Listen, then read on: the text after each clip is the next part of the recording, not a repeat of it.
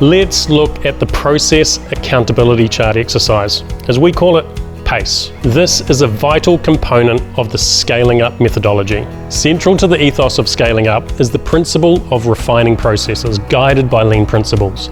This includes setting of key performance indicators that underscore improvements. These encompass core functions such as product development and launch, lead generation and sales closure, talent acquisition and onboarding, and financial operations such as billing, payment collection. Notably, these are frequently cross-functional or cross-department in nature and can become increasingly intricate as organisations scale, leading to bottlenecks. The process of constructing a PACE typically commences with a 60-minute cross-departmental leadership meeting. To start, identify the 4 to 9 pivotal processes that underpin your organisation's functionality. The subsequent sessions are dedicated to augmenting the roster of processes and refining the existing ones until they're constantly meeting those pre-established KPIs with precision. When you start the exercise, begin with identifying and naming the processes.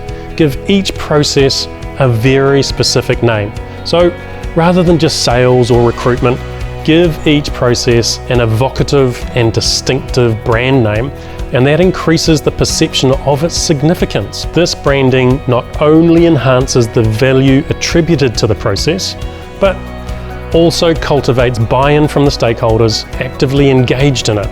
Then move on to the KPIs and look at a maximum of 3 KPIs for each process that focus on the outcomes that you can measure. Once you have those, it's much easier to avoid confrontation, competition, and the drama in allocating an owner of the process who is accountable across each part of the business the process touches. Remember, weak KPIs yield imprecise outcomes.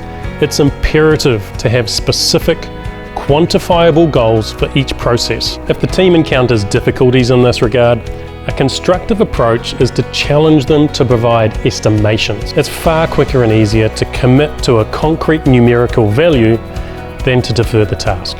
It will become very clear when measurements are in place if the estimate is accurate, and there is nothing wrong with updating the KPIs once you have better data. Subsequent to the identification of processes and the establishment of KPIs, the next phase entails mapping of these processes at pivotal junctures and decision points.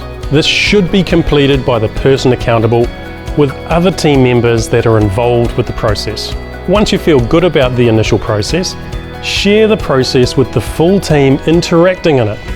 Permit them to add post-its and comments until their feedback is incorporated into the draft. Formalize all feedback and changes and create a master document that is accessible to everyone. Allow them all to add comments regularly and ensure that inevitable changes are captured. Checklists play a pivotal role in imbuing life into these identified processes.